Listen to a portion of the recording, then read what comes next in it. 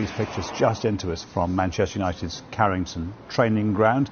It is a very high-powered Qatari delegation, and they've arrived there on a pretty grey, damp day after visiting Old Trafford a bit earlier on.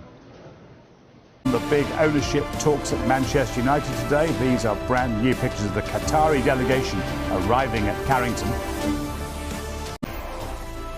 First, though, let's start with the breaking news coming out of Manchester United about the potential sale of the club. Our chief reporter, Kaveh Solokol, right across this, of course. Now, Kaveh, I know that as the chief, you've got links and contacts all over the place. So this is important. What are you hearing coming out of what's happened at Manchester United today? Look, we're expecting the Qataris to make a second bid for Manchester United within 10 days. Sheikh Jassim'S bid have already made one offer for United before the soft deadline, which was a month ago. The Glazer family, who own United, liked that bid enough to say to them, OK, you're through to the second stage of the process. And what has happened today is that some of Sheikh Jassim'S representatives have been going to Old Trafford and also United's training ground to meet some of the senior executives there to have a look at what they will actually be buying. And what they're going to be told is, OK, once you've had a look at everything, now you've got 10 days to make another bid, a second bid for the club. And I am very confident that they will make that second bid. And a source in the US is telling me this evening there should be no doubt at all that Sheikh Jassim wants to be the owner and custodian of United. In the past few weeks, I've been saying that Sheikh Jassim is not the kind of person who's going to overpay wildly for United. That was what I was told. But today I'm getting the sense that he will do what it takes to become the owner of Manchester United. Again, I'm not saying that he's going to throw money at it, but the sense I'm getting is that he really, really does want United, even though, of course, there are other bidders who want the club as well. Now, what was it, $4.5 billion that they bid first time around? If he really wants it and he pays more than that, surely the Glazers are going to say, thanks very much, we paid 200 mil, we're off. Well, look, we don't know for a fact that Sheikh Jassim'S bid was £4.5 billion. We know that the Glazers are looking for a figure around £6 billion. I'd be surprised if Sheikh Jassim was willing to go that high. But what was happening today at United was there was a very high-powered delegation representing Sheikh Jassim at the club. They got the train up to Manchester from London this morning. I was told that they got a very warm welcome. The talks were very positive and constructive. And what his team were really focusing on was the infrastructure. Old Trafford, the training ground.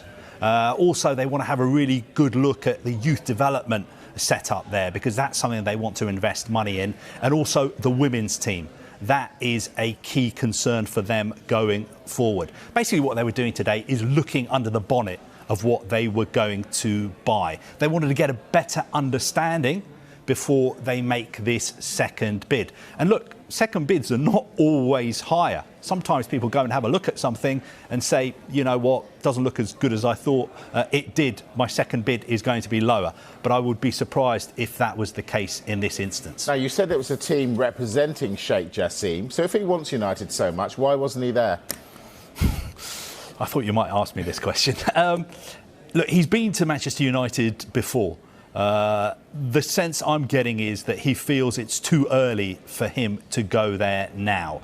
He doesn't want to go there just for a photo opportunities. I think he will be there if his bid is selected as the preferred bidder. But as it is, he sent a top team of experts in finance, banking, property, law. For instance, he set up this foundation, the 9-2 Foundation, to buy the club. The president of that foundation, Shahzad Shabazz, was there. Also, one of his most senior advisors, Fadi Bakos, and also two managing directors from Bank of America, the bank who are advising him, Sam Powers and Yasir Shah. I think he just felt that now was not the right time. this stage is not the stage for the principals from the bid to get involved. That's his feeling. Of course, tomorrow we're going to see a principal visit Old Trafford. Sir Jim Ratcliffe from Ineos is going to be there, along with Sir Dave Brailsford, who is the Director of Sport at Ineos. So is the ball in their court then, given that there's going to be a second bid from the Qataris? Is the pressure on Sir Jim and his team? Look, I think what the Glazers, what Rain Group, the bank handling the sale, what they want is a bidding war. They want to play people off against each other to make sure that if the club is sold, it is sold for as much money as possible. And I will just end by making the point that we still don't know 100% that the Glazers want to definitely sell Manchester United.